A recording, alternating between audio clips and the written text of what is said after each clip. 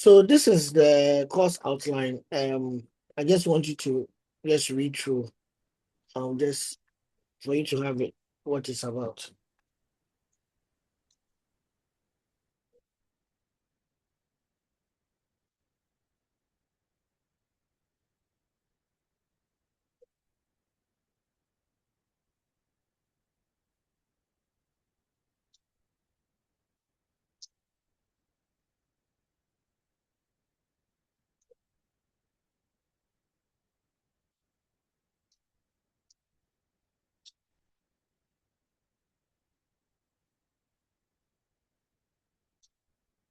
Out on your WhatsApp group, I'm just dropping it there so that you can have. Yes, please. Thank you.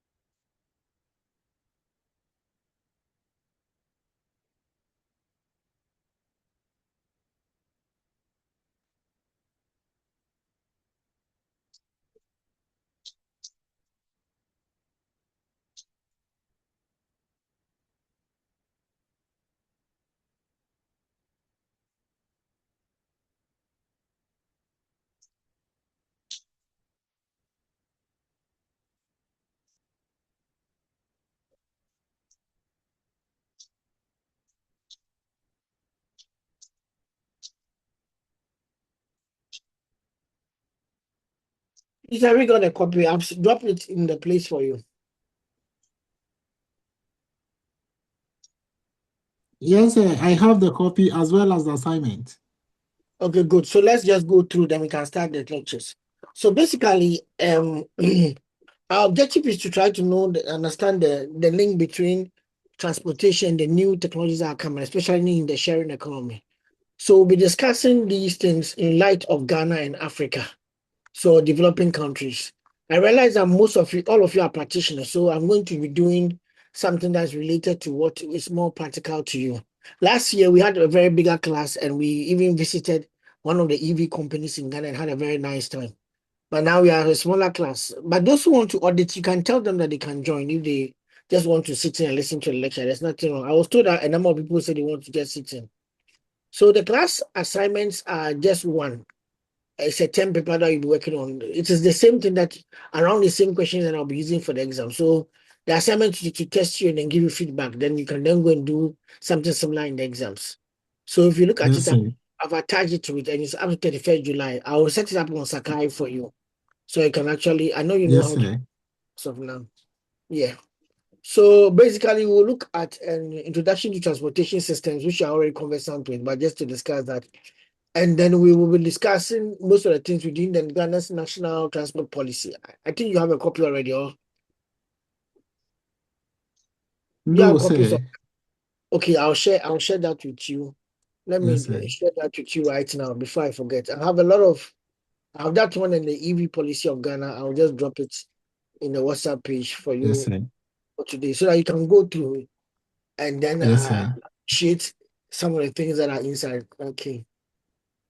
That one and then the EV policy in Ghana. Ghana National EV policy. Good.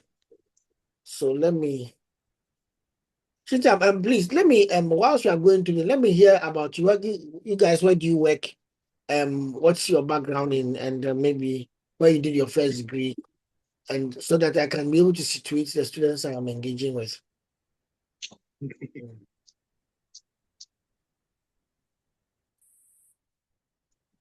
Hello, sir. Hello there. Yes, yes, I'm here. Okay, so I'm Chitam Battles. Okay, I did automobile engineering. Okay. I did sales, Chartered Institute of Transport and Logistics. Okay. That was 2001. I did Okay. my first degree, and I'm now doing the masters in uh, logistics and transport, MSc. Yeah. So where do you work now? Now I'm doing my own thing, but I You, I started you working say from. your own thing. Can you? Is it that you have Yeah, a number of I'll cars that? give you. Yeah, I started working at Hellman Logistics. I came to Mm, ADB as a transport officer. I moved mm, to Bayport Financial as a transport supervisor. Moved to Talo Oil as a transport manager, and I and make moved some to good money. Excel. Then I moved to Vulos as a transport advisor. Then I moved to Wami Agro as operations manager, and Sky Blue as a logistics and transport general manager for them. And now I'm just doing my own thing. I'm into haulage now. Oh, haulage. Okay. Okay. Yeah. What type of haulage? Oh, we do limestone, we do commodities. So that is where I am now. Wow. Yeah. Yeah. You are very versatile. Okay. Libras. Yes, please. Yes, please. Can you share your? All right, sir. So I went to Maritime University. I did logistics management. Then I did a professionals with the Chartered Institute of Logistics and Transport. Then I Yes, did a please. mas then I did a master's degree in corporate governance and strategic leadership at KNUST. And then I'm now here in Legon. But then I manage one of the DVLA Ultra Centers. Anya, Okay. Hey, yes, sir. then we are in good hands. Oh, yes, sir. Anything with respect to licensing or vehicle, whether licensing your vehicle or the driver as a person, so I got you covered. Okay, then. Thank you very much, Libras. Yeah, yeah, Okay, okay, so sir. I'm Professor Richard Watson. I'm in the business school. My background is in civil engineering. I majored in systems engineering and transportation engineering, and then I went on to do my master's in management information systems and a PhD in e-commerce. Um, so for some time now, about 3 years now, I've been teaching this course. Usually we have a very small class, but we really have a very good time because it's more about discussions and stuff. Okay, So okay. please, I don't claim to know it all because I left transportation very long time ago, and you guys are more on ground. But I was the country manager for a project on fairness in the sharing economy in Ghana for University of Oxford. We release reports on fair work in fairness in the gig economy. Those of the ride sharing, those who do the Uber and stuff. We're looking at Okay. the condition of the drivers and stuff. So release two reports. I will share the reports as we go on so that you can read them to understand how the drivers feel and what and who was doing what and who was doing better. As of 2020, we did 2021, 2022. I'll share the 2022 report with you. That's the latest Okay. one with yeah. Um Okay, sir. Okay, sir. let me just let me just drop that one in the class system so that when you have time, you have Yes, a sir. look at it. Yes, please. Yes, please. So to be able to teach this course over the time, I put together a book on transportation. Um, uh, let's say the same topic, transportation and the sharing economy. That book is on Amazon. We are just it will be by the end of the week. It will be finally placed there. Um, this is the book cover, and then so you see it there when I'll send you a link when it's available on it. But we'll get copies into the University of Ghana by hopefully by Friday. Your class is small, so this one I may come and donate the copies to you, just one each. I'll give you one each at my own cost because you are a very small class. I don't need you to buy it. Thank you, sir. Thank you. Thank you. Thank you. Thank you. Yeah, good. This is the book we'll be using for the class. I'll be using it to teach today, so that you get conversant with it. Yeah. So currently, let me just the class assignment that you see there. Let's just go through it quickly, and then we can then switch to what is required of us. Okay. The class assignment is just a simple assignment that we want you to do to be able to demonstrate. Please hold on.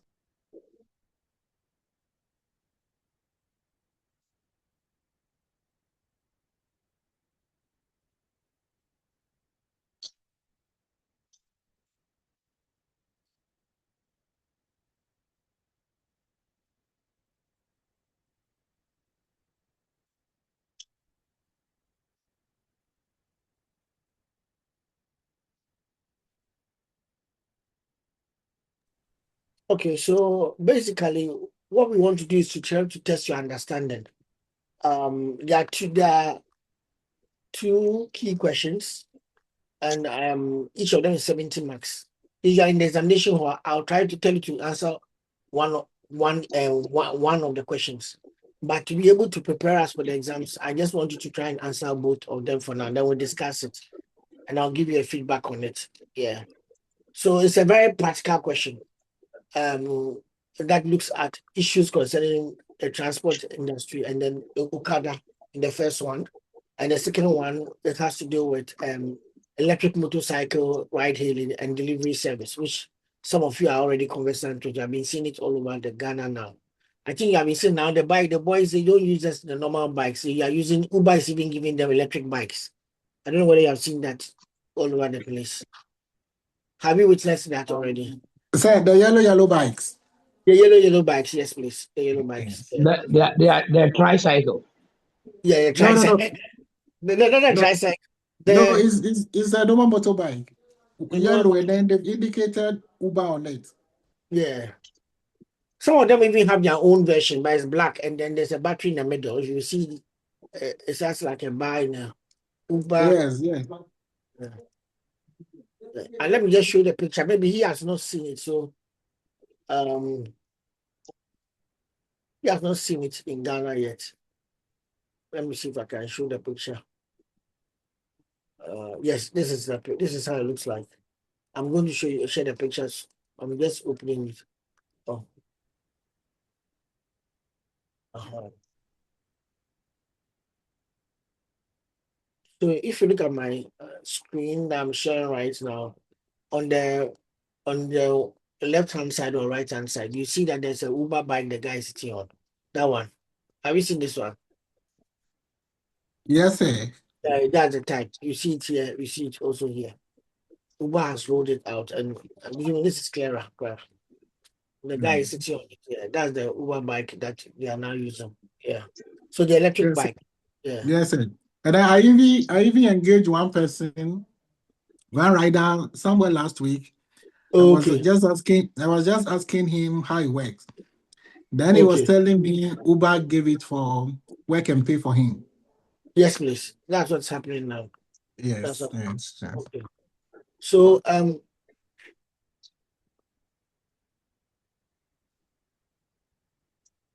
so what you see is that they end up using it a lot in the industry now. In the industry now. So what I'm going to do right now, I'm going to share my screen with my slides, and I also share the book on one side. So as I'm going through the slides, you see that maybe I'll occasionally read something from the book, so that when you have the book, you can hopefully when it's ready, I'll see if I can get either Libras or something, and get a delivery person to just drop it with you guys. Then you can get it. So Yes, sir. essentially, Thank you. yeah. Thank you very much. Yeah. I believe we'll have a very good time. So yeah. Yeah. Mhm. Definitely, sir. Definitely. Okay, so that's just about that. I myself, apart from the fact that I research in the area, I do a lot of engagement with those who do the hiring of cars. Most of the research projects I work on, we hire some of the cars that are rental to be able to get the work to go to different villages to collect data. So I'm conversant with how the transportation system, and I work with someone who used to also work for be a transport lead for private transport lead for the telco industry. So what he was doing is that he was hiring cars to them for their projects. Yeah, something similar to like a fleet manager. That's the right word to use. A fleet manager, the right word to use. Okay. So today our objective is to try to understand the transportation system and then overview of it. I think all of us may know more about the transportation system, but we are just discussing it in here. Now, for every chapter in the book, I do something we call learning in tune. So we try to summarize the book as the chapter as a video summary. So we'll give you an animation later so that you can be able to watch it to see what was something like 5 minutes, 7 minutes to see what's happening in this chapter. And then we also give you what we call, because I work with a lot of different groups, we also make music out of the chapter so that you can listen to it if you want to in your car.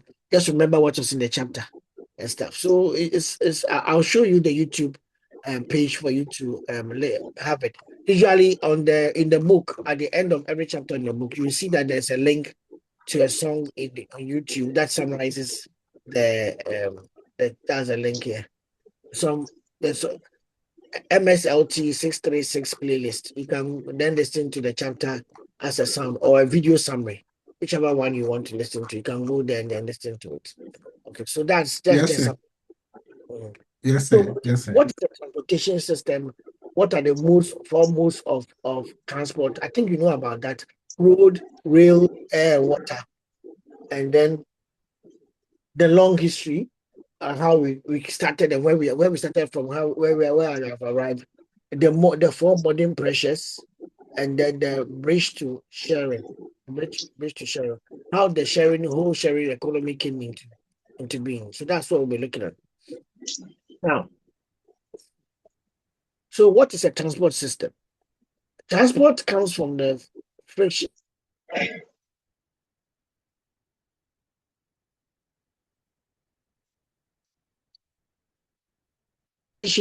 mechanisms or technologies help us to move to bridge that particular distance from one place to the other. When that friction falls, cities grow, and trade widens, and then lives here change because of transportation. We start seeing that we are going to bridge one area to another area. Then we are getting people to be able to do trade, people to be able to even access services, and then be able to enjoy the life that they are expecting to have. So a transport system is an organized way of organized set of ways, vehicles, terminals, and rules that move people from and goods from where they are to where they need to be. They move people from where they are to where they need to be. Now, if you take away the whole thing about technology, transportation is all about us having access to the economic goods and the economic and social services that we want to have access to and that are in society. Now, there are different ways that we do that. In the examples I have in my slides, sorry, I'll go too fast. Good.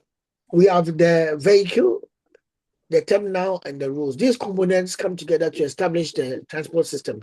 So you have the way. Somebody has to create the way for us. The vehicle becomes the means of the transport, which can be a bus, a train, an aircraft, a ship.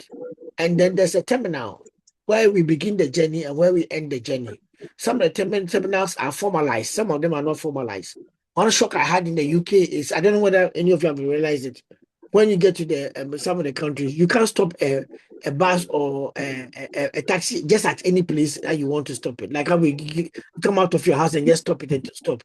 I remember I didn't know. So I was standing in front of my hall of residence and I was just waving at the bus. The bus didn't mind. And somebody kept telling me that you are new here. You have to walk to the bus stop before the bus will stop. Because I always thought that you could actually just do the same thing that you're doing in Ghana. Apparently, it's nothing like that. So the way is the packed vehicles travels, like the road, the railway track, the air corridor, and the shipping lane. The vehicle is the thing that moves along it, like the bus, the train, and then the aircraft. The terminal is where I'm reading from the book now, so I'm highlighting there. The terminal is where the journeys begin and end, or change mode, like the lorry park, the railway station, the airport, and the seaport. A fourth element that we easily overlook holds the fourth element that we easily overlook tend to hold the other three together. The rules and the information that that decide who should use the system at what price and in what order. Now, one of the things that I think we always I don't know whether you have realized that as soon as there is fuel increase, then people change the rules of how much they should charge. So people start making, especially with those who provide the vehicle as a commercial basis, they start increasing the amount they want to be able to charge. But technically, in a very formal and well-structured economy, you can't just get up and change prices. You need to be able to go through some structured process and change prices. I remember in my hall of residence in the US, there is a bus that comes in front of us, and when you go inside the bus, you swipe. So during the semester, during the term, you can buy a whole bus pass, and that bus pass covers you for the whole term. And if you buy a bus pass, it even gives you some coupons to be able to get free food from McDonald's and every week or every other week from the restaurants which are in the part of the bus. So bus, the bus system or the vehicle system or the transport system has partnered with the services on the pathway. So if if it is going to pass through, let's say Accra Mall area before then some of the shops at Accra Mall are partnered with the bus. So the people who pick the bus can get a ticket to come and eat every day, maybe food at a discount price. When you build a city that way, you are trying to create make it easy for people to move people to where services are and to bring the service to where the people are. And that becomes a very seamless flow that makes things very easy for businesses to thrive along the pathway of the transportation system. So consider an ordinary errand in Accra. A trader in Medina needs a carton of goods delivered to him to a shop in Tema. The road is the way. Let me highlight it so you can see where I'm reading. The road is the way. A shared taxi or dispatch rider is a vehicle. The Medina lorry park and the shop front are the terminals, and the price are haggled or debated upon at the curb. It's the road that makes the trip happen. So if you are able to pay the price, you can be able to sit in it. And then when you place the curbside haggle with an app, that costs a fixed fare and assigns the nearest driver, you have then changed the fourth element, the rules and the information, while the road and the vehicle and the terminal stay exactly as they are. A single substitution is the subject of the whole book. What we are trying to understand when we say the sharing economy is that element that has come to change the rules and the information. Who will use the system, at what price, and at what time, and in what order. That is what you have actually come to change. Please, has any of you installed any of the apps on your phone, maybe Yango app or what do you call Uber app or any Yeah, Bolt? we have Uber. I have Uber and Bolt. Okay, Shita, which one do you have? Uber and Bolt. Okay, you are the one who I answered. have the Okay, then Uber. Alibaba Uber. Okay, I said what none. uh okay, you are using that. Yes, sir. Oh, then for this course, you have to install one. Even if you are not going to install one and try to see how they work. It works. It's quite interesting. Okay, sir. So Then let me what the, what just download it right away. okay then. What the apps are doing is that the apps is changing the rules of the information. Who will use the system? And is Chidam, I think you're the one who said which one do you use often? Oh, I use the Uber. Okay. I use And the Uber more. what is your process of using it? So share it with us. What the process? What do you use it for? Is it for delivering of goods or for moving yourself? Oh, for at times when I'm going somewhere, I can use the Uber to go there. Okay. Okay. And how do you go about the process? How do you go Oh, about the process? I just select the location where I want to go. Then Okay. they'll give me the options Okay. based on the options available. And What do you at mean by times, option? or they give you the option depending on the service level that you want. Okay. Either you want the comfort one, you want the economic one, you want this. Then I am talking each about the one, vehicle. You are referring yeah, to the vehicle. the vehicle will come. Then the price range for each one of them too will come. Then Okay. the time of arrival will also Okay. come. Then you pick, Okay. I'll pick. If you are in a hurry, you just pick the one that the time is closer to you and forget about the comfort and other thing and the cost. Okay. Okay. In your perspective, what is it? What about it makes it better than the traditional one where you just hail a taxi and then join the taxi and go? Hmm. Because this one, the price is fixed. Okay. Okay. The price Okay. is fixed. A taxi driver can pick you, then based on one or two things, he say, "Oh, I've changed the price." Oh yeah. Yeah. Yeah. Yeah. But Right. after the Uber, the price is fixed. Okay. Okay. Apart from that, what else? And then sir, let me That add makes a Uh, little. Okay. I think if the driver, drive recklessly, or maybe delay you unnecessarily to pick you up, or maybe something happens in the course of the trip, you can also report to Uber, or Uber can also have a way to trace. Also, I don't know if it's CCTV they use, or but they have, if for instance it's a theft case, they can Mhm. have a way they monitor it from their Yeah, system yeah, yeah. to They are see. able to Yes, now they yeah, got yeah, in car camera to be able to see what yes, happened there.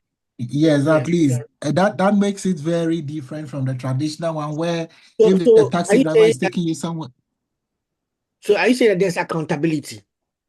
I think so. Yeah, definitely, There's definitely. Because accountability. Okay. yeah, the driver will be answerable for anything that goes wrong.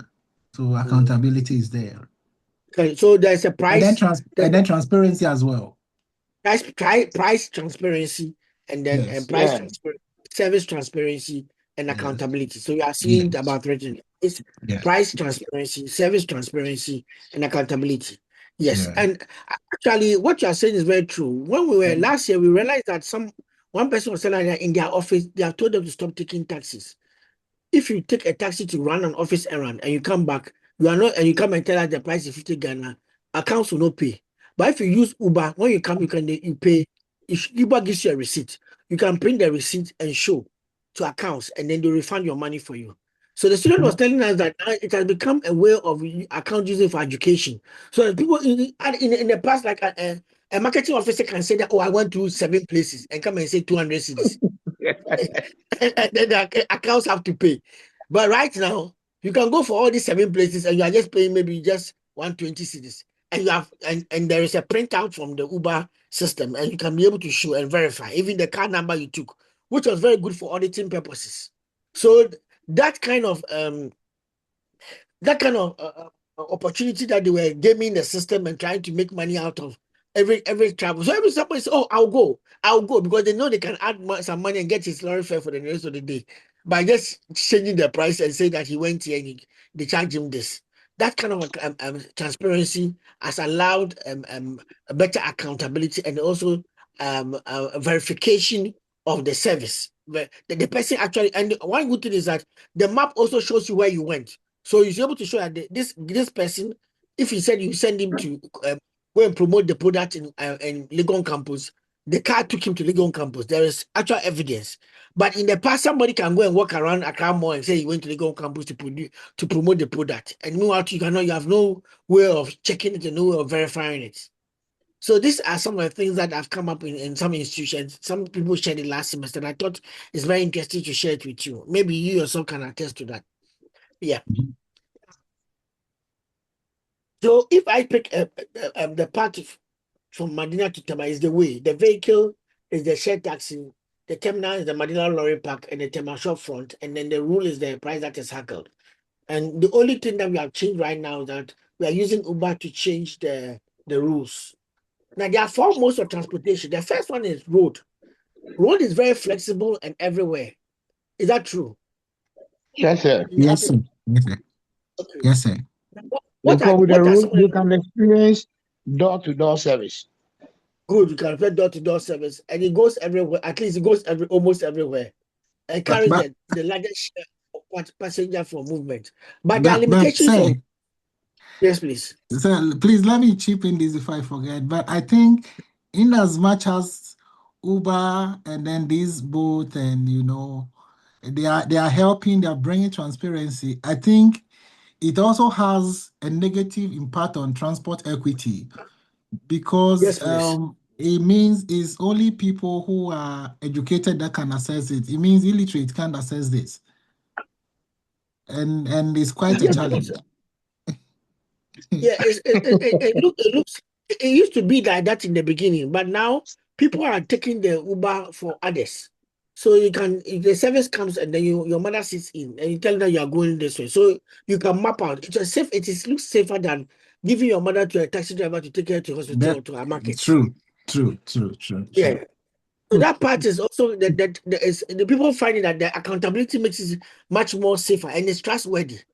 Because you know that Yes, the Uber driver cannot pass anywhere. And you can check it on the map as the person is moving.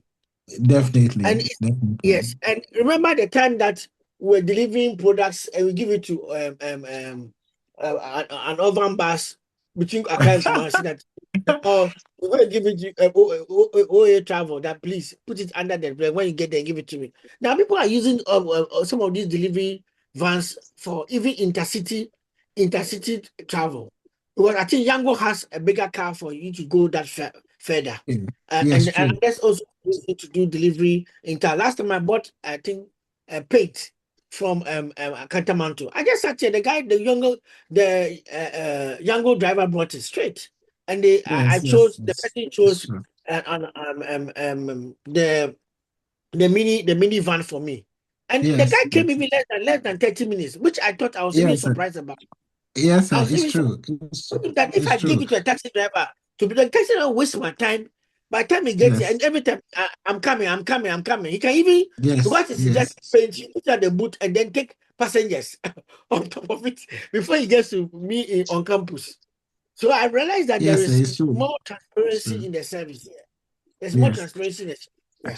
But the other And side then about yes, go ahead. And then say, do you know? I didn't even know Yango has a bigger vehicles for some of these services until recently. I went for some items at Central Store, and I Okay. thought I could have transported it with my personal car, but looking at the volume of the goods, I said no, I won't risk it. So maybe I should call the DVL headquarters to make provision for a bus. And then the guy told me, "Oh, I can request Yango for you." I said, but the Yango car cannot pay this. I said, no, they have bigger cars that can pay. He said, really? And then he said, the guy just made a request because I don't have the app. I don't even know how to go Yeah. about it. He just made a request. The guy came, pick it out, followed me up. But I left him just after some few minutes. The guy also arrived in the office. I just told him where I was transporting it to, and then that's all. Yeah. Yeah, And that's he was all. interested. He And, was and interested. even because the guy where you pick it up from, like the central stores, he is the one who booked it. He too can be able to track and show so that make sure that the thing has arrived at where he's supposed to go to. Yeah. Definitely, definitely. And then he can also send you, I don't know whether he did it for you. He can send you a link for you to also track it and monitor together. Wow. Yeah, yeah, yeah. Incredible. They do Hmm. that. They do Incredible. nowadays. Most of the businesses that do catering services, they do the catering and they send the food to you through, especially if you are doing large, you are doing it for maybe a large order for maybe for a party or something. They will put everything. I remember I was getting a hamper for my wife for her birthday. Everything was put inside and they brought it to me as early as 9 a.m. Everything was there. I was surprised. And it was good. It was in perfect condition. They had packaged it well. Incredible. I was Incredible. afraid that some of the food will even pour, but it came in perfect condition. And Oh, even in that sense that you can even rank the person, rate the person, so that you know the rider is a good rider or the driver is a good yes. rider. But the other side of the road is the fact that the carbon impact, the fact that we are pollution, energy carbon intensive per a ton. As we move every particular mile, if you are not using an EV, you are using the old ice cars, the kind of ice cars that we have, Yeah. the, the pollution that is going to the atmosphere becomes an issue. And then cars are also vulnerable to for congestion. Roads, yeah, can get vulnerable condition. Recently, when it rained, anybody was living across, I think I don't know whether you heard about it. If those who are living lakeside, the bridge got damaged or flooded, and some people had to sleep in hotels on that day. They couldn't cross over the bridge because it was too much high. The water had come over the bridge. They didn't even know where they were navigating to. So it's vulnerable to congestion, vulnerable to so much, even social impediments. Sometimes I don't know whether I realize it. Saturday morning, you are in a busy going somewhere. People are doing funeral and they are packed. They are doing the funeral as part. The road is part of the funeral they are doing. I don't know whether I realize. And sometimes they can do a canopy that covers the part of the road on one side to one That side. is So you, Accra for you. yeah, yes, you can. You have to drive through under the canopy to go out. And sometimes too, they will go to on road on third road to tell you that they have diverted the road. And sometimes there's no police to do it. The community themselves have done it. So there's a lot of things that is vulnerable to congestion,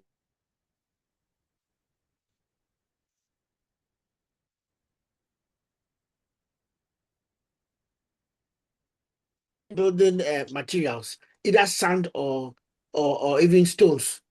Half of the road is covered by sand, and it's not for the road though. It's for the house that are building by the side of the road. Yeah. And sometimes I think they finish the mortar has even spoiled half of the road. All the That things is that it. they bring. Yeah. This done, I So went around my area. I mean, people who are building apartment, I'll call you. You bring your boys and come and clear it. I've seen some. I say I'll call them. ah, They will take portion of the road. When they finish, their mortar and their sand and everything will cover portion of the road. ah, Hmm. I'm not surprised. Then there is the rail. The rail focuses on bulk for a developing country like Ghana. They like to do bulk transfer. So those of you know about that we tried to in the MPP time they tried to revive the rail, and you heard about what happened. One of the rails got an accident and the car got stuck on the road for some time. I don't know whether you remember Yeah, that. yeah. The Yeah. one from the day that they were trying it from Pakadam, Yes. Yes. Yes. and the tipper And truck tried to cross it. yes, please. And it looked like the timber truck had been parked there for some time, and they couldn't. Yeah, It's very interesting. So by the time we realized it actually affected them, we had a crash. But there are some there are some railways that are still trains that are still in service in Ghana. They move human yeah. beings in certain parts of Accra and certain Oh parts yeah. of. From Sakuno to Accra, it happens Okay, every day. okay, From okay. Sakuno to Accra. Yeah, and what type of people usually board it? Oh, it's mixed. Oh, people who are Okay, going to the office, the market women, students, all kinds of people because it goes straight. People, somebody, if you are going to Jawulu, they will yes, just please. alight up behind President Kufuor's house and they will cross it. Oh, okay, okay. Uh-huh.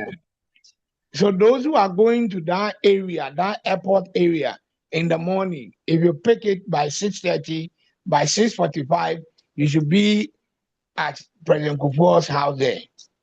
Oh, okay. That's Uh-huh. interesting. But but When I used but is to, that for President Kufuor? Is there a terminal there for people to also? yeah, Um, there's a terminal there behind his house. okay, okay, There's a terminal okay. there. When I used to work at Bayport, those days, if I'm in a hurry, I'll just pick it from Adegon and I'll just alight there and cross the road and go to the office. So how is the inside like? Were you standing or were you sitting? No, they are sit inside. It Is it has a not seat. overloaded? Is it not overloaded? No. This one, because people get down and people get on it, it's not overcrowded. Okay. from where I pick it from. From where Okay. I pick it. From where I Oh, pick it, that's because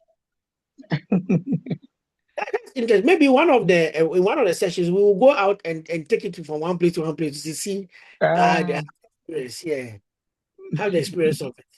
Me, I'm mm, conversant to the one I use in the UK and then in US. Very in the US they even have trams that move through oh yeah, and that yeah, kind it's of a stuff. local one. You see people going to the office, they dress nice, and they'll pick it Yes, please. and Yes, just please. get down there and just walk. And it goes to Jowul, Abelinkwe area. There's another stop at Abelinkwe Okay. behind the plant pool area. You can also Okay. get down there. Okay. Okay. Okay. Among all the modes of travel, the fastest and the most expensive is the air one. That one is Yeah, high value, time sensitive, and yeah. when you are perishable cargo, you really want to try and use that one. Ghana has about 10% of the share of the sub-regional market of that kind of transportation, air transport. Nigeria has the largest share in the kind of the sub-region. Nigeria's share is 57%. Right now we have about 800, even my team now is about a million. This is an old statistics, including 2024. We have about a million passengers at Kutuka every year. And I think Kumasi Mm. too has an international airport. Yeah, I don't know whether the international part has started working in Oh, Kumasi. it's working. Kumasi, Okay, even Tamale, you can take off from Tamale. okay, okay. I So know. the Arch people they take off from Tamale. Okay, okay, and go Yeah, straight. go straight. Oh, okay, okay, okay. That I saw that Kumasi too after the renovation and the expansion, they are able to do some flights. But still, I see the number of Kumasi people coming to Accra for some of the flights.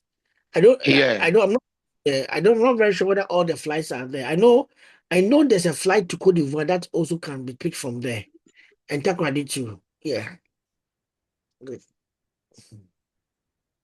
Then the water. Water is the one that has to do with the cheapest way to move heavy goods over the distance. And then this is what has become the issue that we are having in the Strait of Hormuz. The water, the water has become the bigger issue now. But in Ghana, we have the Water Lake Transport Company being one of the major inland artery that serves us. And then I am and that but that's on the other side of Ghana, the other side of Ghana. If we should say the eastern side of Ghana, so you can go. They travel from there to the upper. Did they go to the upper Volta? Did they go that far, or they just go to the north they go to from the that? north. It's one area that we have underutilized. Yes, please. Yes, please. For transportation of goods, we can Mm. make it big time. We can make Ah, it big time.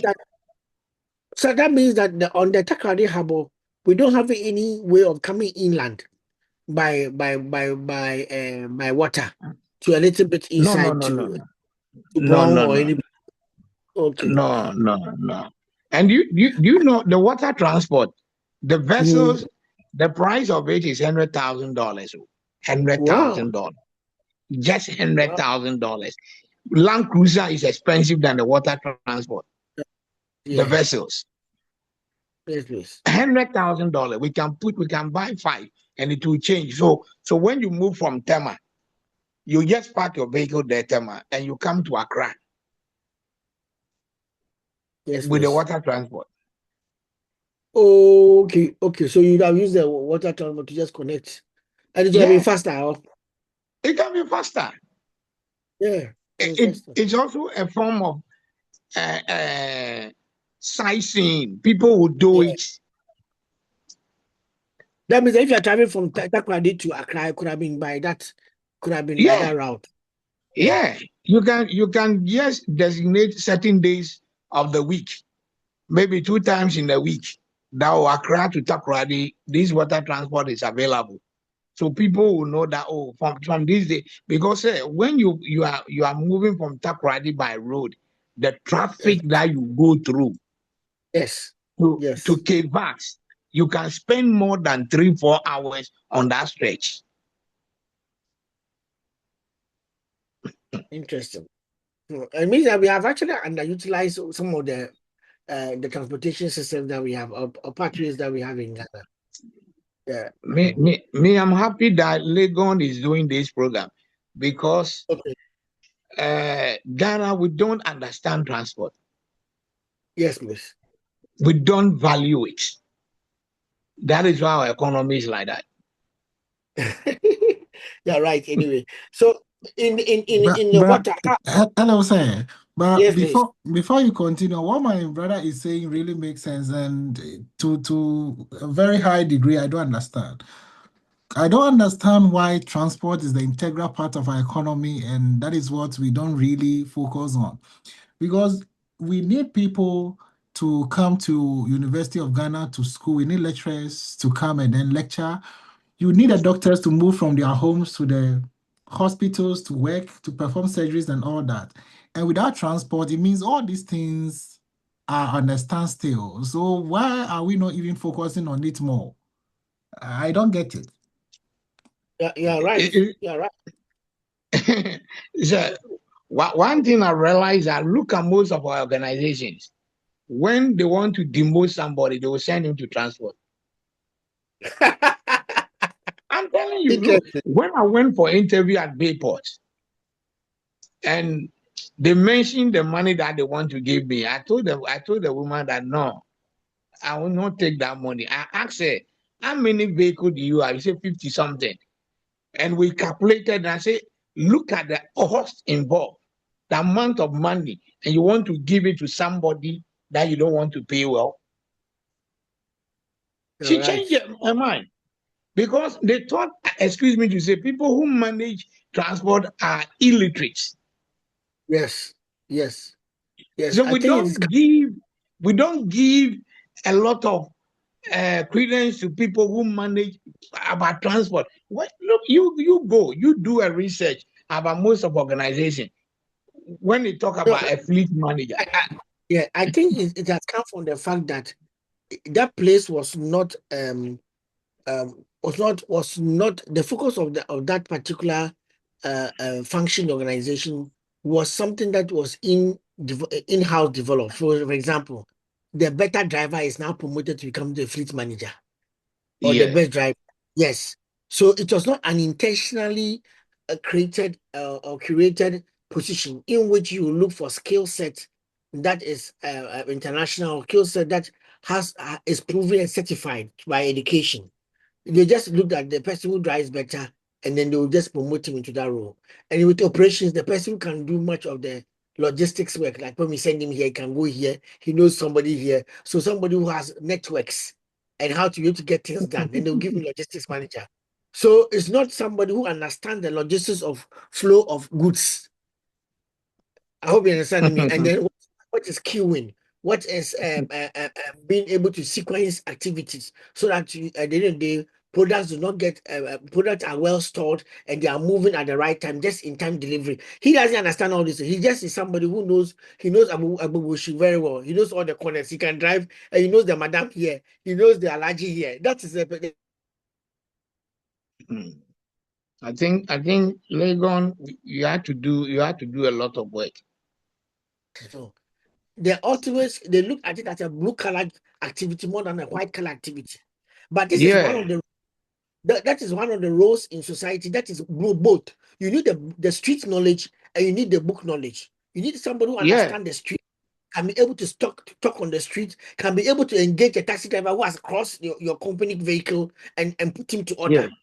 Same person should be able to also engage with the police and explain the rights of the or if you are stopped on unusual arbitrary and you are moving goods from A to B and you just say that where is your this where is your way bill and those kind of stuff and you have all of this and he's still trying to find a way to get the money. If you don't take care for the normal driver, he will just look for something and give it to the man. But a proper transport officer will say that no, what you are doing is wrong. You quote the law to you and be able to manage and get his goods to the right place at the right time. So when you are using street smartness to be able to hire somebody, and somebody who also is physically endowed, so can carry items into the car. So that is what we were looking out for. But it has changed. It's changed. Transportation Yeah. and logistics managers are people who should have a technical know-how, the policy, understanding of transport, and even understanding of the way technology is being used in the area. For example, you have to track your cars. You have to track the movement of your goods. You can't just leave it for somebody and he's moving to Accra, Kumasi for you. You have to track where is it now. So it means that you have to talk to maybe Instruma or any of the other companies to establish and put Yeah. a tracker. You have to also know that the tracker should be put at the right place and the driver doesn't remove it, change it. You know, the driver, some of them can even remove it and put it off. So all of these things are The, things that, yeah, I you remember know, we're doing. you know, Yeah, go Harry. ahead. Sorry. I said, you know, Harry, the consumer manager, the Yeah, owner yeah, of I talked Insurance. to yeah, I used to talk to him some time ago. He wanted to do something with us. Yeah. So Okay. yeah. No, no, they wanted to do something with us in the University of Ghana. So I had a chat with him for some time and I even went to their office. Okay.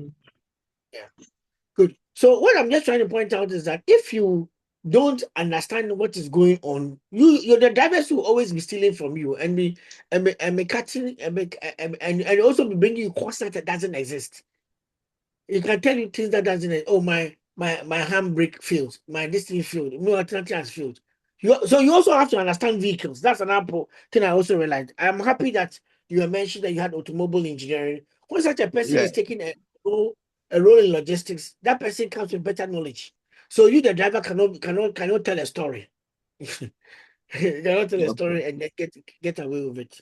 Okay. Now, if you compare all of them at a glance, you So realize that some of so yes, please. so sir, let me give you a very humorous story. Yes, please. So my dad used to run these commercial treasure vehicles, Okay. and then there was one of the drivers who needed to come and account for his weekly sales. And then the Yes, guy please. told the guy told my dad that he changed the spark plugs.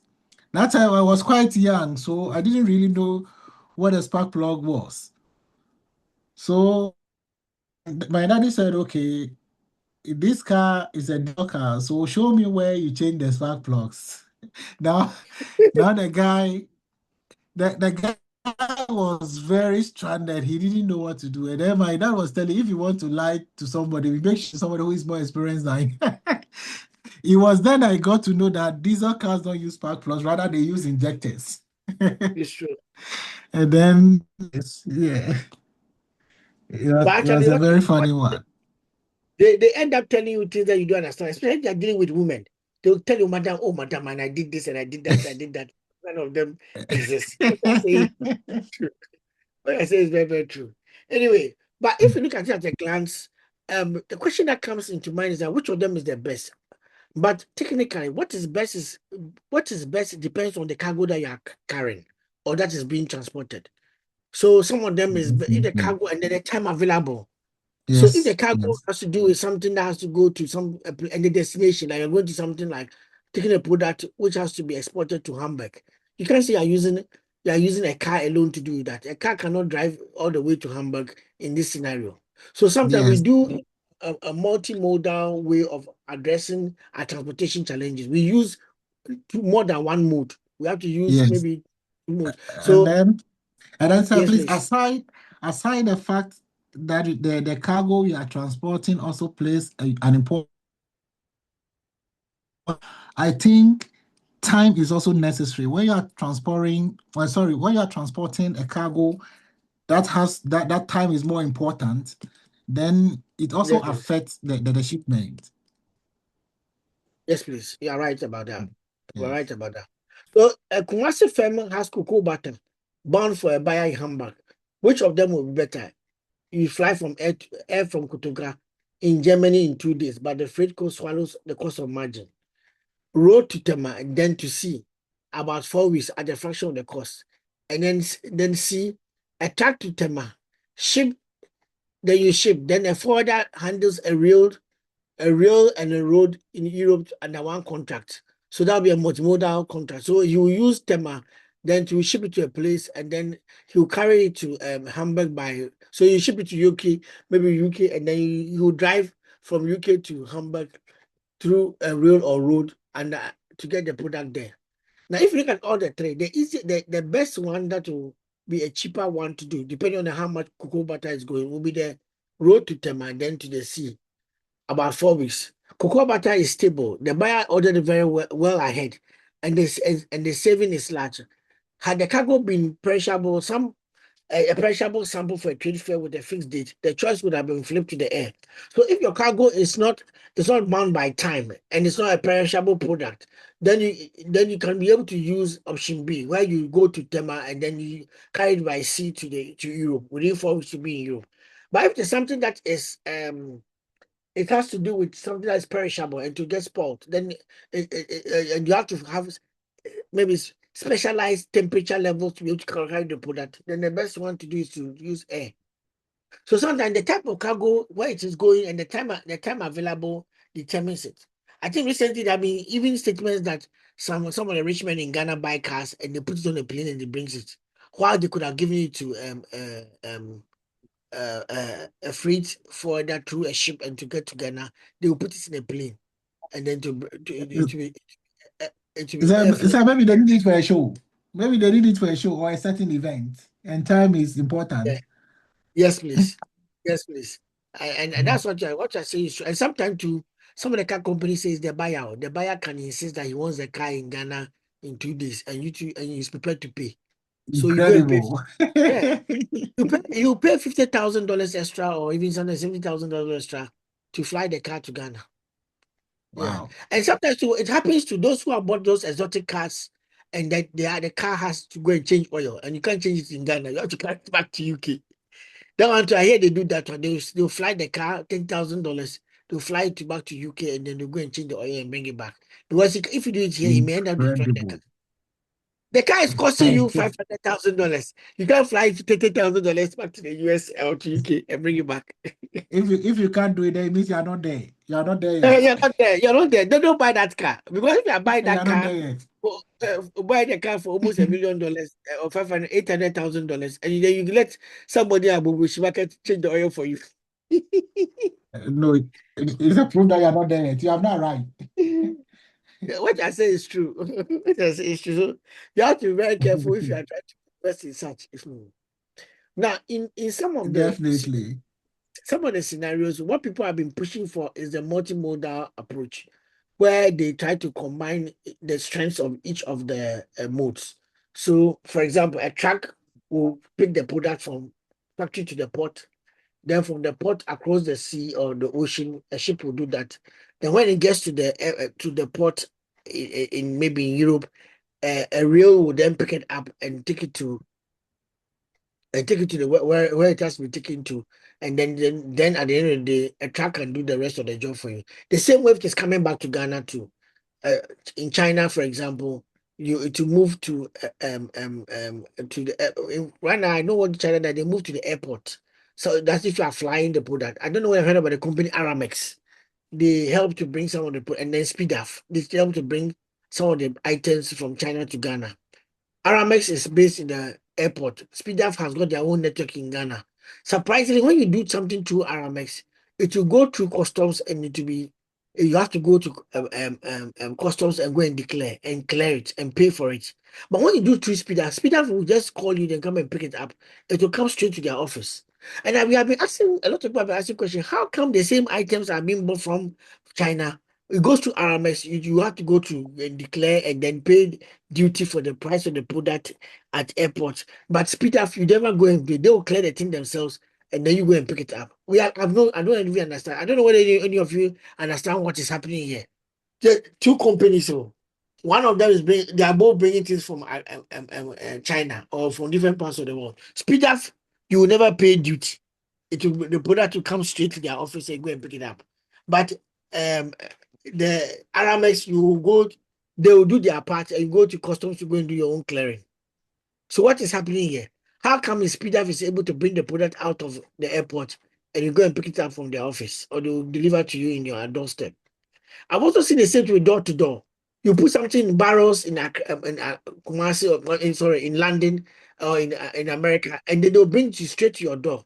But if you try to bring the same thing through Amazon, you have to go to DHL to go and do your clearance, pay your duty before you come. So why is that door to door? The product comes straight to your door, and you may not pay a lot of the things, but the other ones you have to go through and go and pay. Do you know anything about it?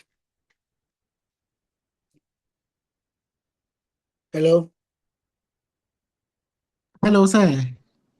Yeah. I was asking a question. Yes, sir. Yeah. I don't know whether you heard me.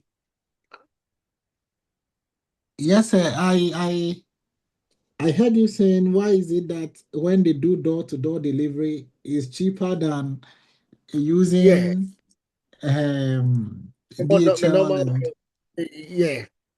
And some of them, the DHL, you have to go and declare at customs before you can even and pay the duty before you can even pick the item. But some of the door to door, they bring the same item to you straight to your door. sir, No, I don't know. could it Mhm. be coming from the type of Incoterm the person chose? Like maybe the person chose DDP, delivery duty paid, or something like that. Oh, okay. I didn't know about that. I didn't know. So you are trying to say that some of them they pay the duty ahead of time. And there is something called a DDP, delivery duty paid. So all the duties and all these things would have been taken care of.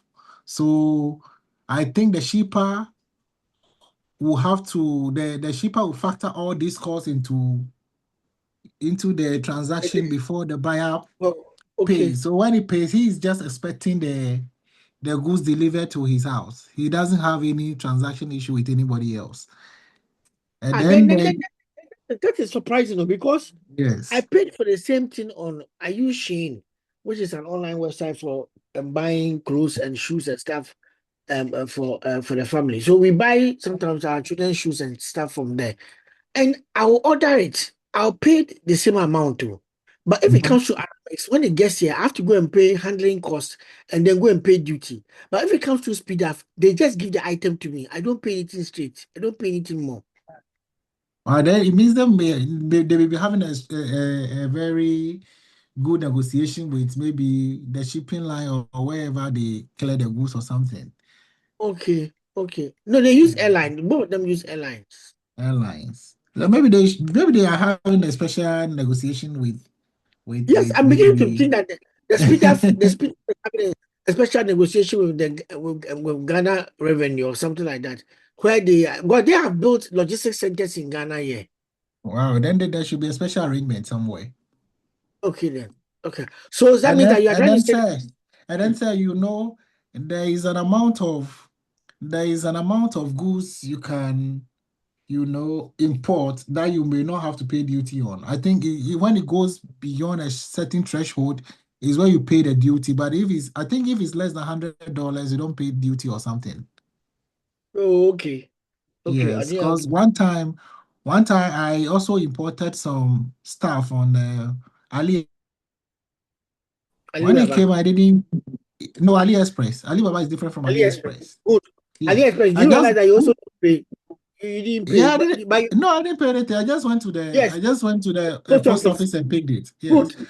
That's the but same thing I'm talking about. But if you and then pick the said there same was a item from time. the airport, if you pick the same item from the airport, you pay. The Yes, customs will let you pay. I don't know why so.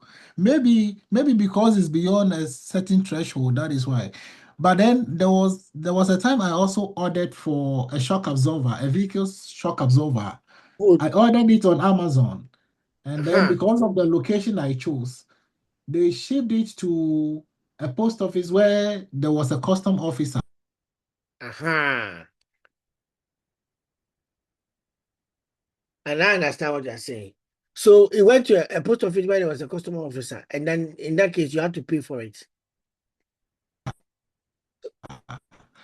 I was asking the custom officer, like, yes, yes, yes. Then he opened the book, telling me that he's not. He's asking me to pay because it's around $100. But should it be more than $100, I will not pay. That was what a custom officer told me as a right information. I don't know how true is that, but I will So have to find out.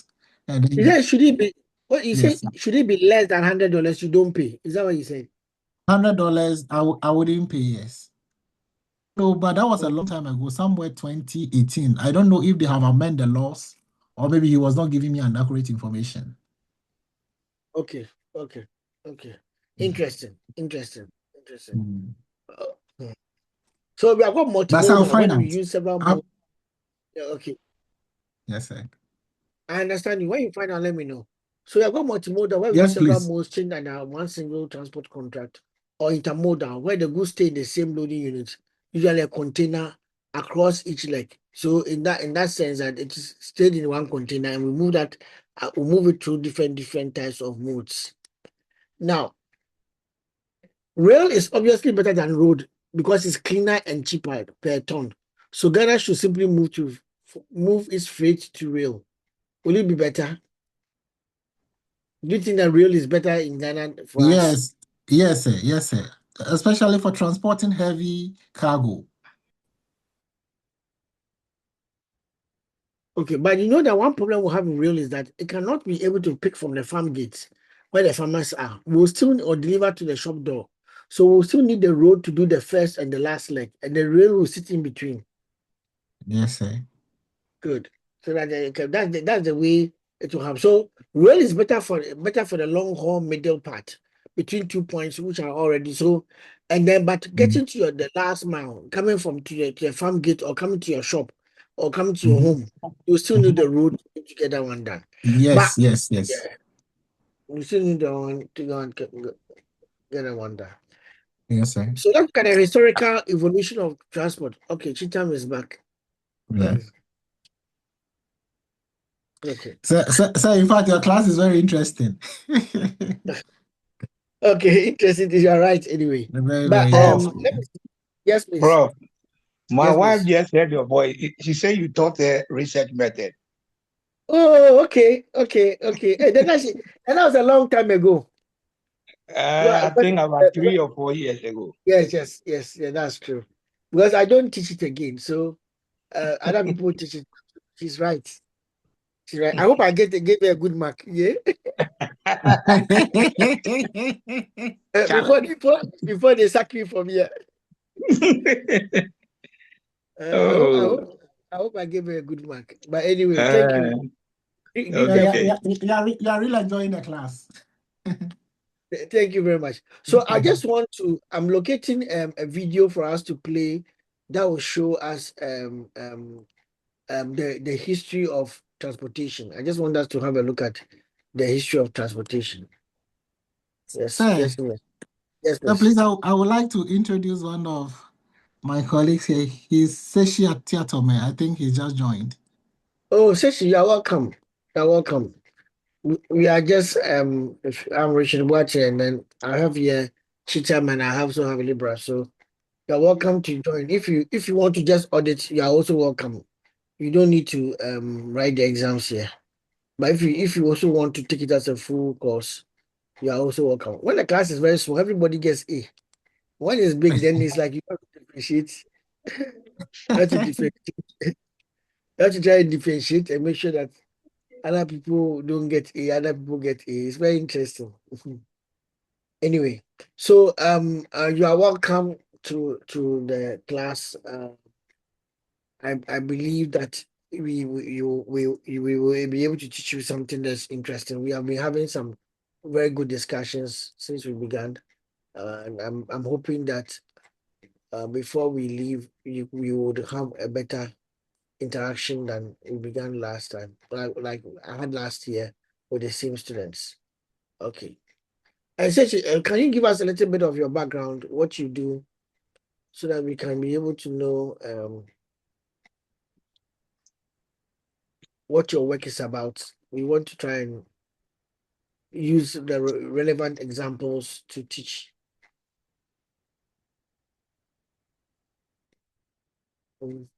Sechi, are you here? Or he's gone off? Anyway. Hello. Yes, sir.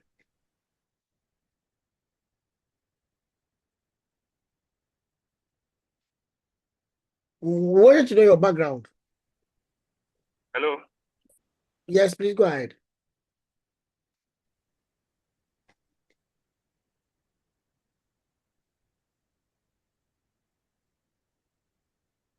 Hello. We can hear you. Go ahead. Yeah, so I'm a transport manager with Ghana Health Service. Okay. Yes, please. I went to the Regional Maritime University, studied port and shipping administration, and then also I did a field adult with the Chartered Institute of Logistics and Transport. Okay. Yes. Sorry, I'm driving, so it's the network keeps going off and on. So we are just looking at a brief. Sorry about it. I'm looking at a video which shows the brief history of transportation. So just a very short one. Okay.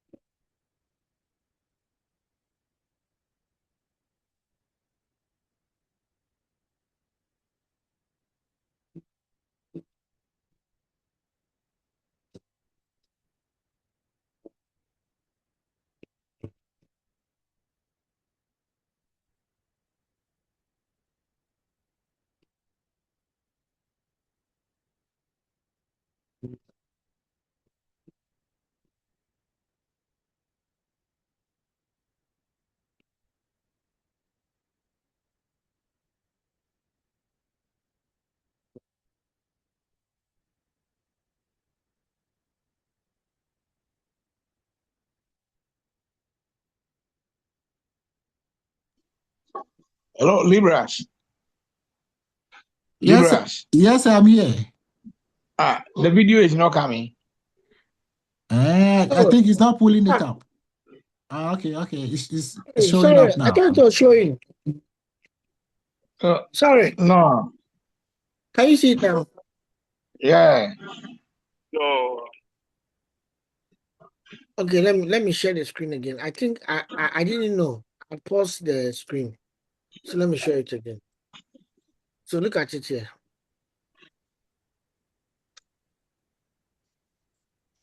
Oh, all this time I was showing, I was even picking some points that we wanted to discuss. Okay. So I'm showing it to you. Okay. So let's start again. Please watch it. There's no, it's just music at the background. There's no voice. It's just a song being played. But it's showing the different things. How since we started from BC to the 2000s. What is surprising, I wouldn't believe that electric trolley came before the bicycle. So the electric car was there before a version of the electric car was there before the motorcycle came. I never knew. I just saw it right now. I've never taken notice of it. So what can you see it now? Yeah, we can see now. Yes, we can see.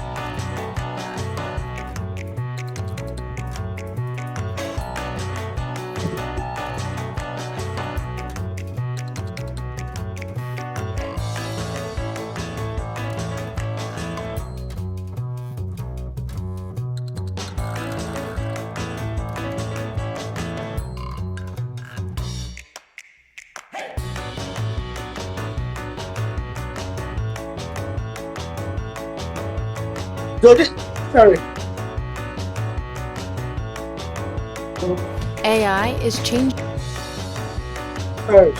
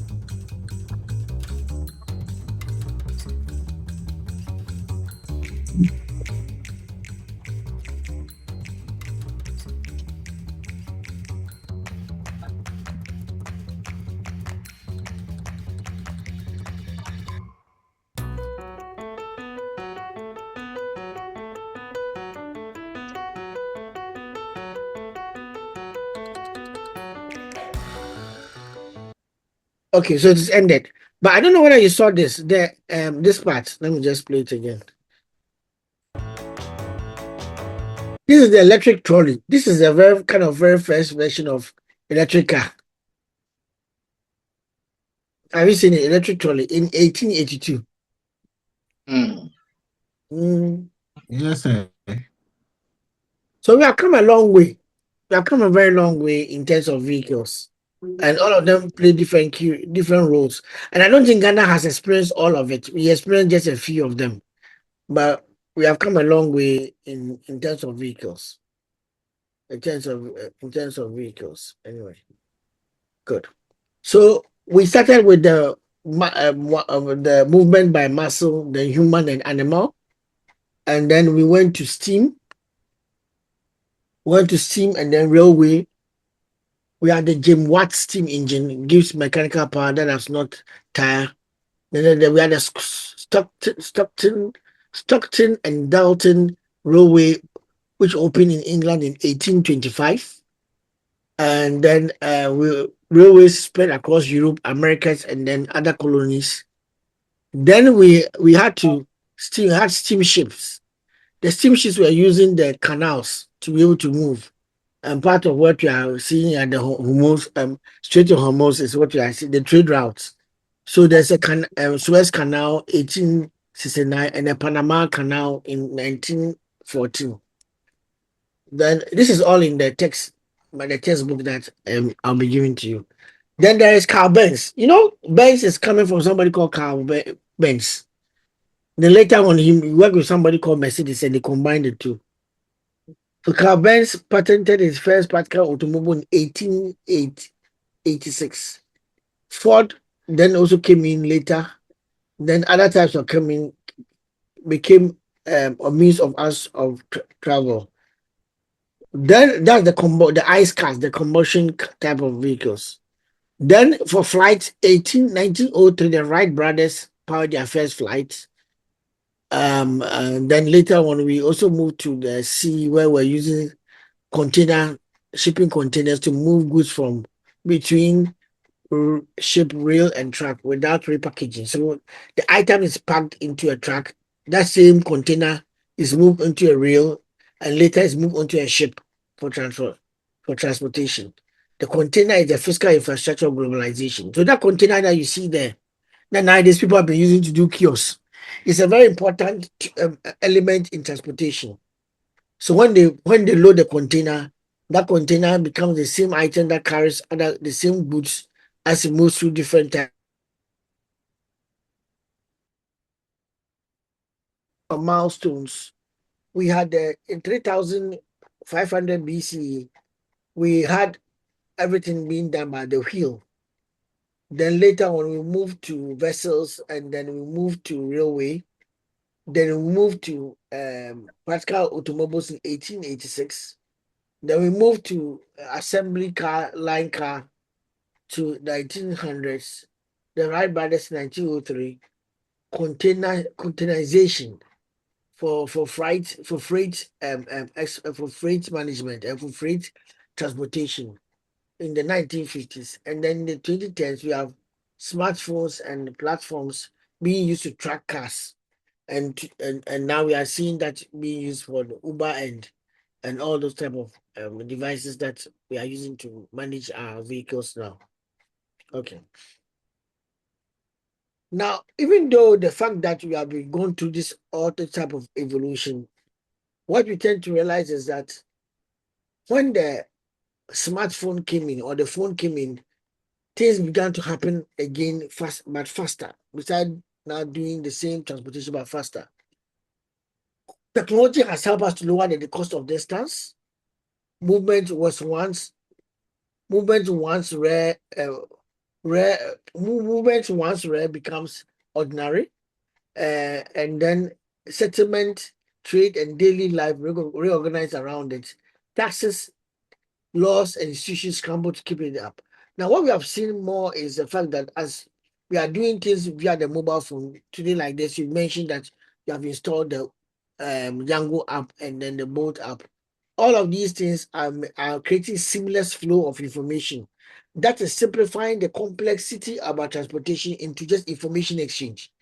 What you actually do when you do Uber is to give information about where you are going, and then where and you then select the means about where how you're going to go there. And that selection is by information too. So when you say information, I'm going to Flagstaff House, then they'll show you information back on how many types of vehicles are around you and which type of vehicle do you want to use, whether the ordinary or general around general Uber car, or you want something which is more comfortable, more faster. And then if you select that one, that's the car that'll come to you.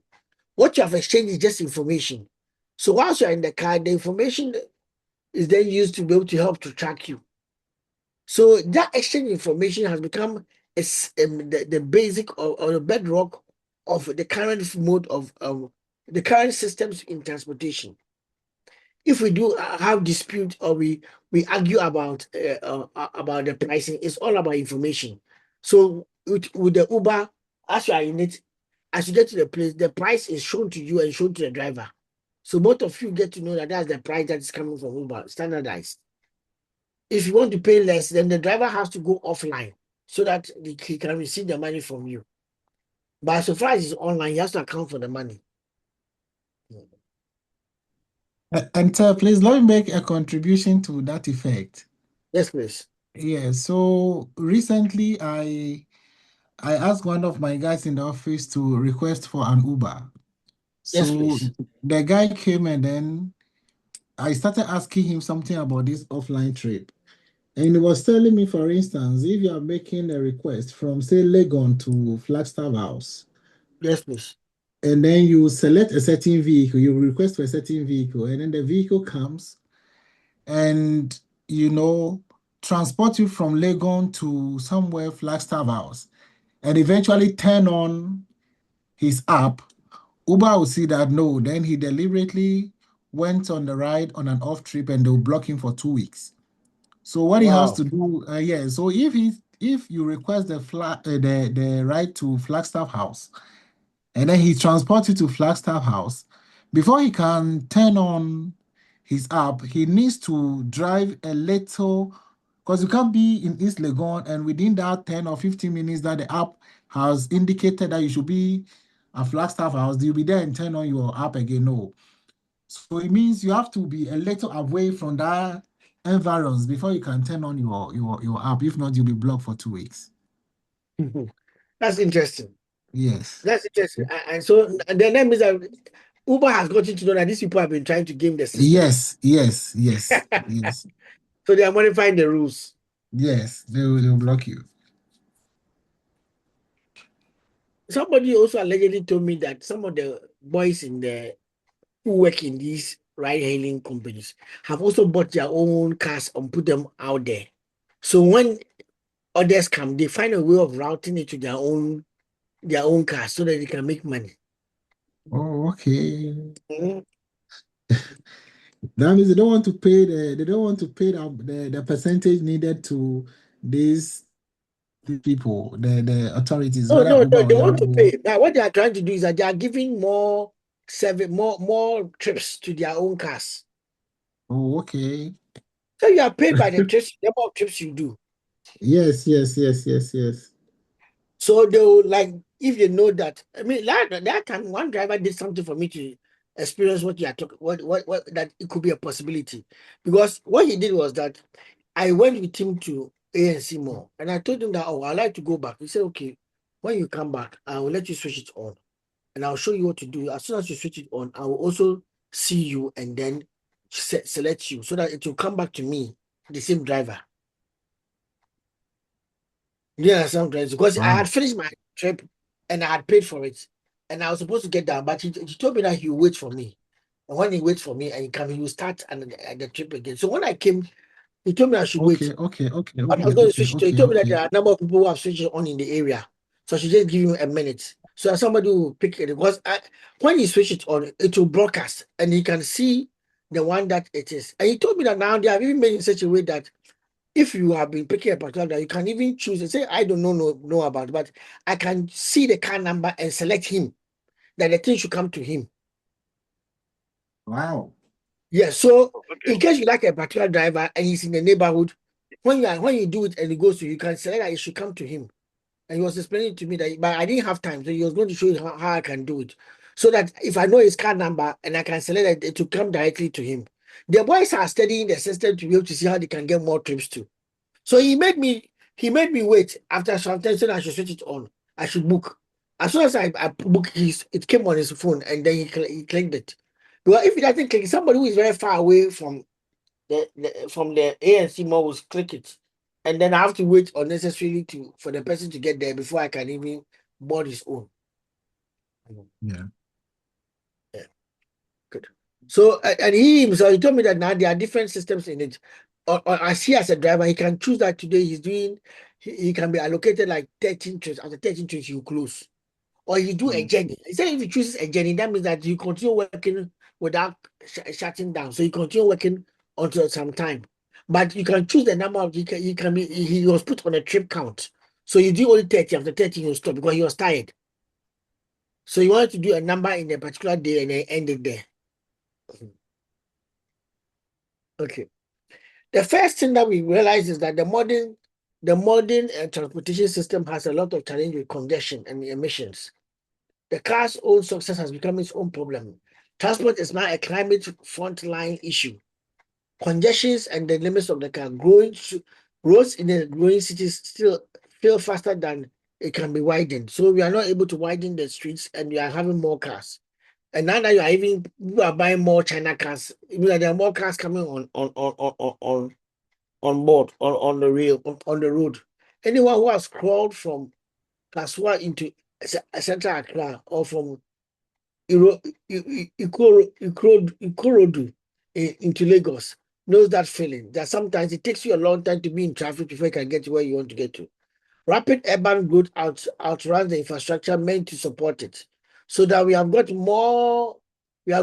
the urban community growing faster and the infrastructure has not changed. The same road is the same road in front of your house.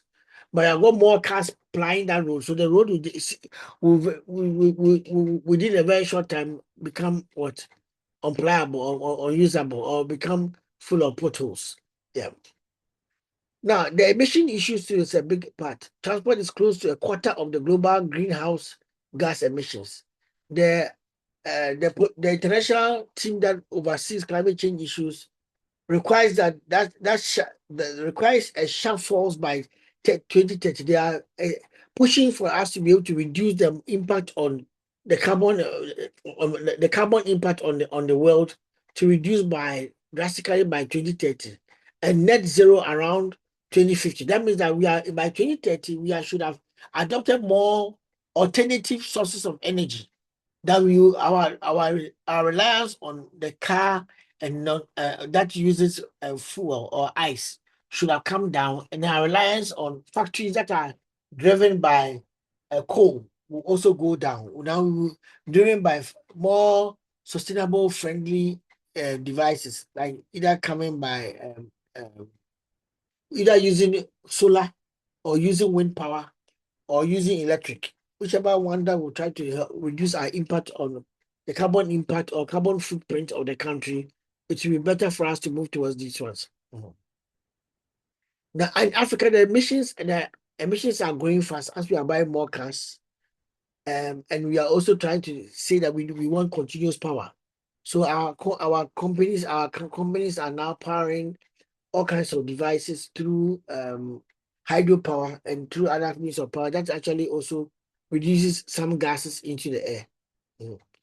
But when you talk about a shared vehicle that replaces the private ones, some of these things can be reduced because you can manage a shared vehicle by an electrified management fleet in which you do everything electronically. And then you use policymakers to be able to get certain things also done. So we have emission control being an issue, congestion being an issue. Then the demographic, 1 in 4 people in the earth may live in Africa by 2050. So there's increasing population, an extra billion urban residents, especially over the coming decades. That has a strain on everything, a strain on transportation, a strain on moving up and down. That's something that we have to embrace ourselves for. Then there's also the digitalization, the app, the upsurge of digital platforms, digital technologies is making the urbanization become much more easy and friendlier. People are now doing Airbnb, booking accommodation through mobile phones. They are booking their flights through mobile phone. They are booking relationships with partners through mobile phones. Now, when these things are happening, we are realizing that there are more people who are in the traffic system. They are moving their cars, they are moving their vehicles, they are moving their riders and stuff, and it becomes very expensive to move around. Okay. And the cars too are coming with all those type of sensors that can also tell you whether there's going to be traffic or not. So it's not that easy. Sir, Yes. sir, Yes, please. there is one challenge that I've not heard of it, Okay. which has to do with road traffic accident. Okay. Because in Ghana, a year we lose more than 3,000 people You're through right. road traffic accident, which is more than we have gone for a war. Interesting. It's more than the COVID that we were running around to solve it. Because when you look at the road traffic accident statistics in Ghana, it's very terrible.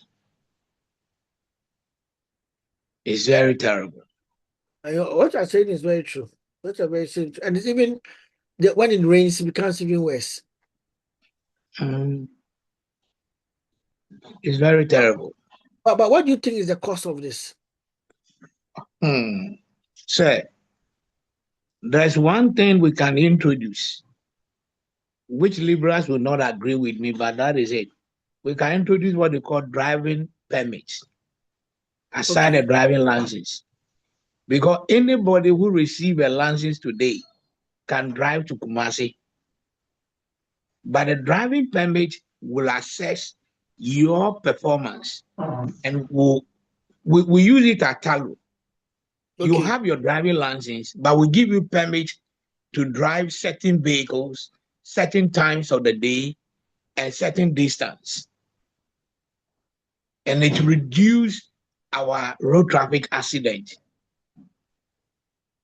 Because those who are prone to getting accidents are getting less permits, so they are less active on the road. Is that it?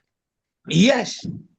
So somebody can have a license today. Because he has a license, he can drive on our highway in the evening to Kumasi. But you have your license, but based on your experience, you cannot drive in the night. So we'll give you permit to drive only in the day, a certain distance. You cannot go more than 100 kilometers. Okay. So I think I agree with my brother to some extent. But the road accident is not only attributed to the human factors. Before an accident occurs, there are three types of error.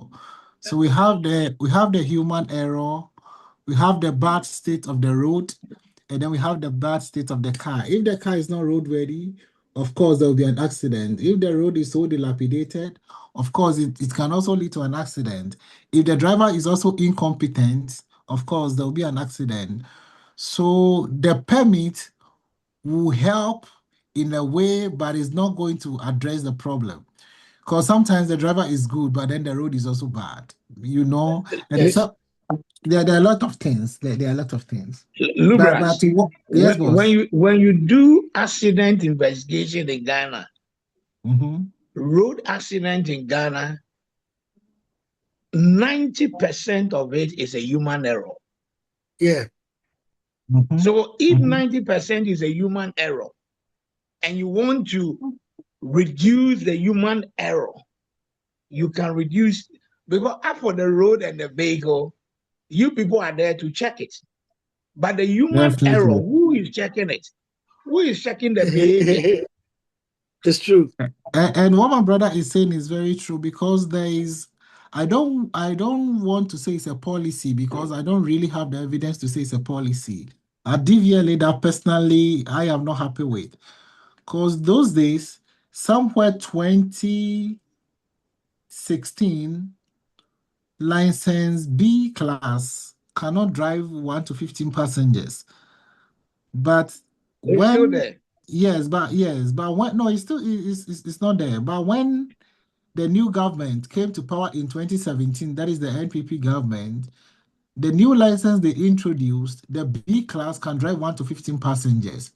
So if you have your license right now, and then you watch the back, you see that when the B class is indicated, it drives 1 to 15 passengers. That shouldn't be so. So let's say that the B class are usually given to people who are not experienced. Let me not say, but we consider the B class people as learners because if you're applying a license for the first time, we give you a B class.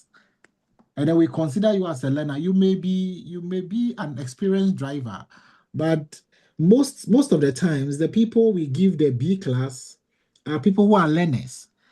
And how can somebody just get a driving license as a learner and begin to drive a bus that can contain about 15 passengers? It's a risk. And personally, I am not happy about it. But I mean, the authorities are not doing anything about it. But I think it's not a good policy. It's not a good policy. This Is it year, that do you know is the it that number it's of not a people who have policy, or, died? or the policy needs update? Which is which? So I can't Or hear the, Yeah. you. is it that the policy needs update or it's not a good policy? Because the policy is something that it can be revised. It should be a living Yes, document. yes, yes, sir. So I think they should revise it. That if you are a learner, but I don't think, but even if the person wants to, if the person is a learner, but let's say the vehicle as commercial, the person will not say I'm a learner. The person will not say I'm a learner. Sir, So sir, it's a problem. It's a I problem. think what what we practice at the private, some of the private organization, we have to bring it out. I'll tell you, before a vehicle will travel outside Accra, we have what they call JMP, Journey Management Plan. Okay. You have the journey management plan, you have to look at the weather, you have to look at the road condition. We find out all these information before a vehicle will move. Then you need to be engaged with the driver. The vehicle challenge, we have problem. Any vehicle with a less NCAP rating of 4 will put a rollover protection around it. But ask that, how many people know about NCAP rating in Ghana here? How many organizations will go in for a vehicle with the NCAP rating over 4? That is, so we will not allow buses that with the NCAP rating below 4 to operate a commercial DC. As for National Road Safety Commission, they are here to learn. Road safety is a big problem in Ghana here. It's a major problem. True, true. From January to date, more than 1,000 people have died through road traffic accident. Why should we do that? So we can make progress. Thank you very Especially much. these I'm enjoying especially these body it. cars. I'm enjoying Sechi, it. you But want to say something? hmm.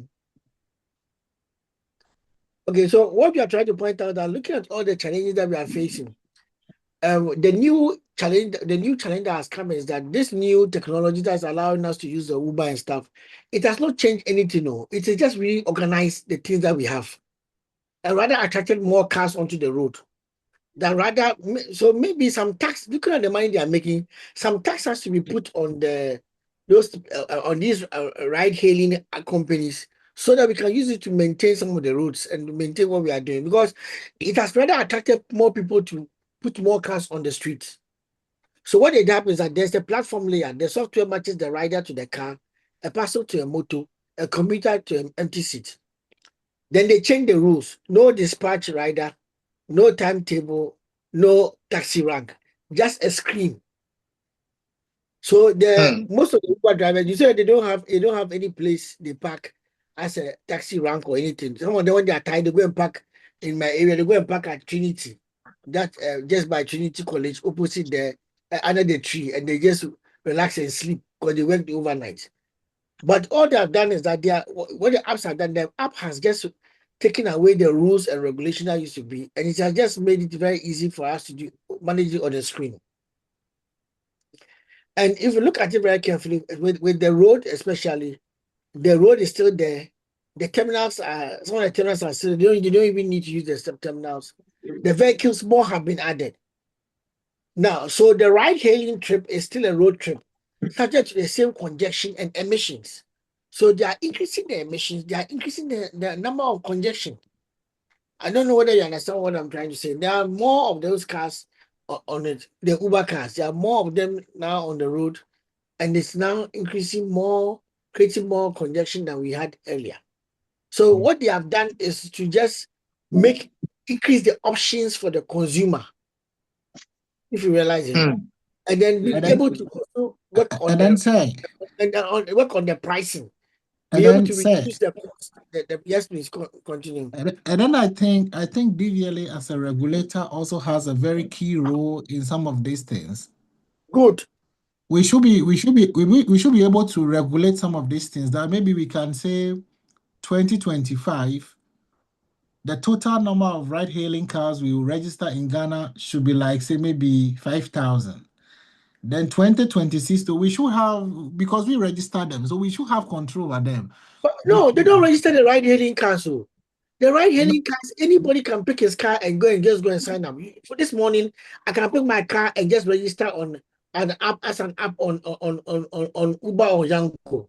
You don't need yes, so anything. yeah, so that is what we need to do as regulators. All vehicles that are considered or are used for ride-hailing purposes, DVLA should be able to register because if you are coming, we should be able to indicate in our system, okay, this one is it for ride-hailing or for private use or for commercial. If it's commercial, then we have where you have to go and spray part yellow and then you put a taxi plate on it.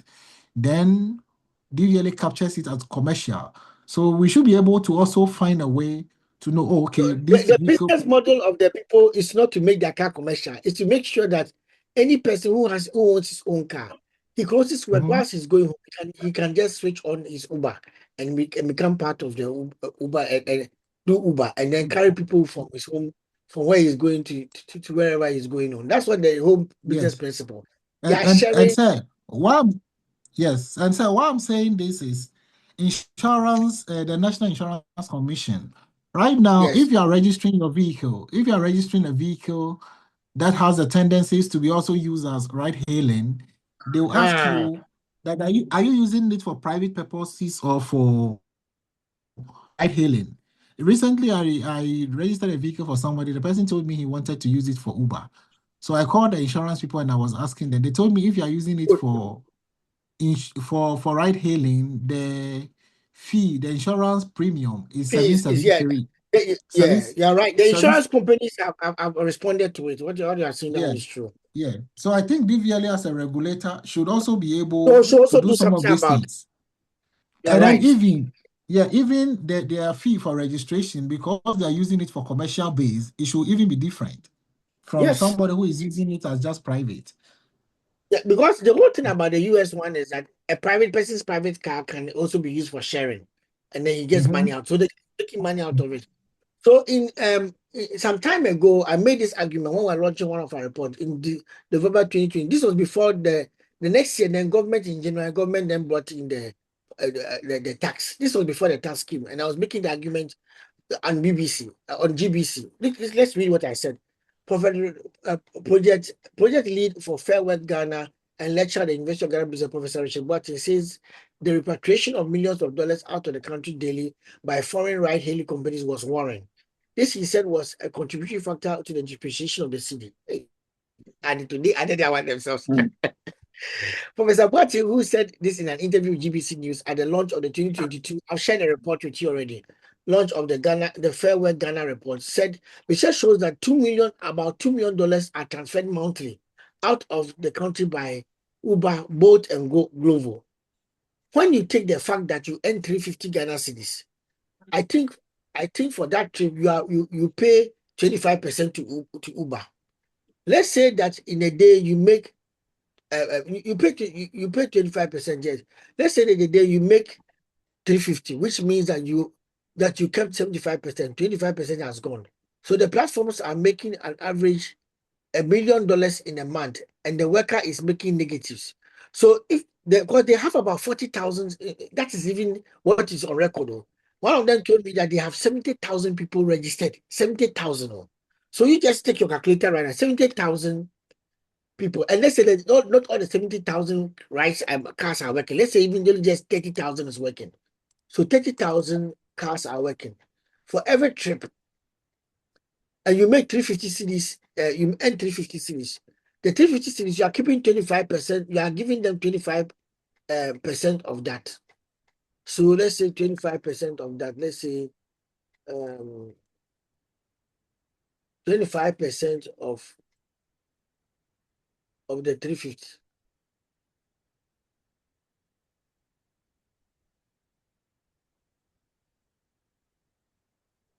That is 25% of 350 divided by 100. Okay.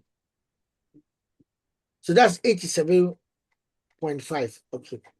Now that 85.5 from Mhm. that um times 40,000 people, 40,000 cars. That's 3.5 million Ghana cedis. Mhm. That's what you maybe that 350 cedis may be like, let's say your earnings per week, because some of them were per is it per day?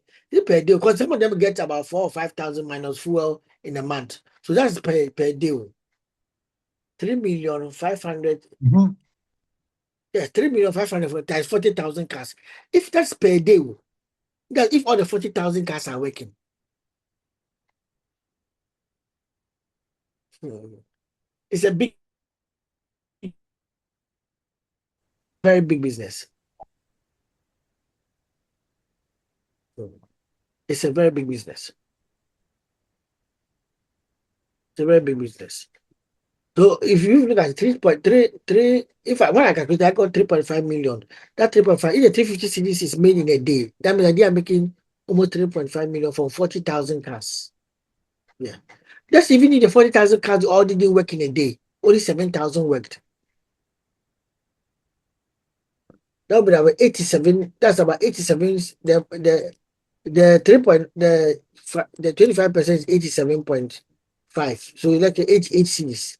88 cities times 7,000 cars. If only 88 cities times 7,000 cars, that worked.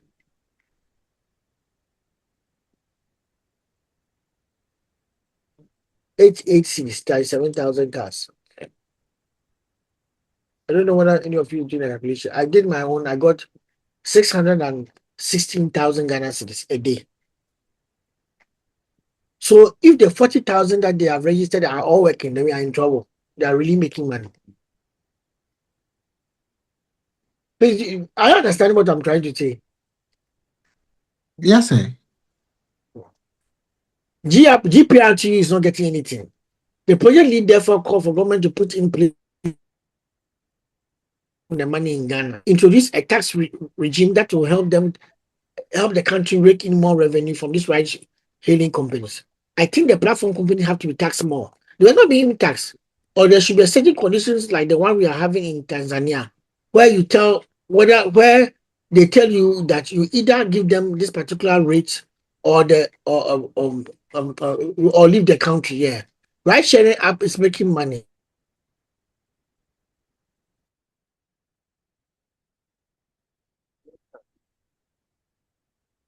Where our dollar is going and why it is going so high and the loophole to block, this is one of the loopholes you have to see. I mentioned these things that the next year in January, government bought the tax and some of the and Glovo left. Glovo left. So please, it is real. We are really losing money. We are really losing money. We are really losing money. I think was it Baumia, he launched a Ghana version of the thing. Is it Ghana app, Ghana something? Ghana Ride or Ride Ghana or something like that. They launched their own Ghana version during the time they were in power. I don't know whether you heard about it. Baumia launched a healing app. Please, do you remember? Or you don't remember? Hello. Hello, sir. Hello, sir. I said I He was saying has launched a lot of things. Oh. okay. So yeah, Baumia, which is ride hailing, ride sharing platform. Yeah. Okay. He did one. Go right. Called Go Right. I don't know whether you ever saw it.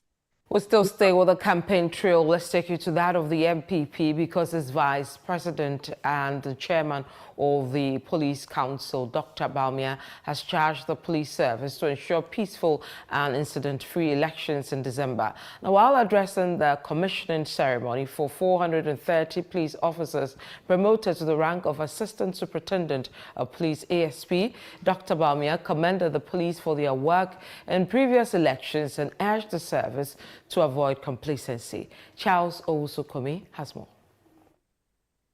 Ghana has earned a reputation as a beacon of African democracy after 8 successful elections in the responsibly. The neutral, fair and firm election policing that Why are you talking about policing? taxis are a major increasing reasons for optimism. with the emergence of digital transportation systems and the influx of services like Uber and Bolt. Local taxi drivers have expressed concerns about their inability to compete as consumers increasingly prefer the convenience of digital options. In addition to commercial buses known locally as trotro, taxis are a major means of transport with many individuals and families relying on their earnings for sustenance. To address this issue, the Vice President promised local taxi drivers a ride-hailing application of their own. Critics have questioned why he has not implemented the policies he promised during his campaign, but it appears Dr. Baumia is moving forward with some of these initiatives by launching Go Ride. This initiative reflects our government's unwavering dedication to supporting local businesses and driving economic growth. By keeping the profits generated by Go Ride within our borders, we are conserving foreign exchange, fostering local wealth creation, and enhancing our national economy. The Vice President also encouraged Ghanaians to embrace opportunities in the digital space as a means to transform the economy. So you see that we are launching a lot of things, as you said. We are launching a lot of things, and he also launched that one before he left. Anyway, so 5 things to carry forward. Transport system overcomes the friction of distance built from ways, vehicles, terminals, and rules and information that govern them. 4 modes to do the work. Road, flexible and dominant in Ghana. Rail, efficient but rigid. Air, fast but expensive. Water, cheapest but carries well trade. And then history repeats its pattern. A new technology collapses the cost of distance and forces society and institutions to reorganize. Four pressures define today: congestion, emissions, urbanization, digitalization. The first two strain the system, the fourth reuses it. And the sharing economy is a digital layer laid over the shared economy is a digital layer laid over existing modes, inheriting both their capabilities and their constraints.